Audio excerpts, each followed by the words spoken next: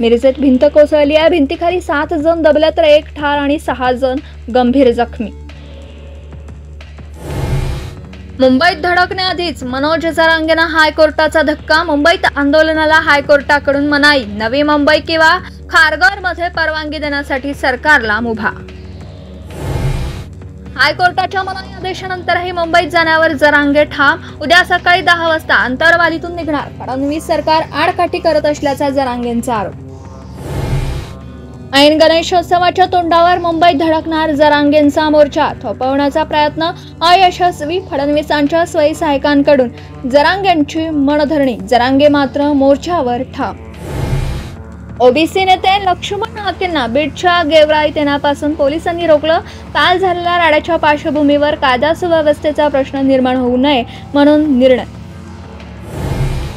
भंडाऱ्याचे पालकमंत्रीपद संजय सावकारांकडून आता पंकज भोयरांकडे। सावकारांना बुलढाण्याच्या सहपालकमंत्री पदाची जबाबदारी।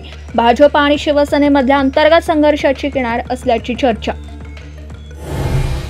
केंद्रीय गृहमंत्री अमित शहा 2 दिवस मुंबई दौऱ्यावर। 29 आणि 30 तारखेला अमित शहा लालबागच्या राजासह मुंबईतील इतर गणपतींचं दर्शन घेणार।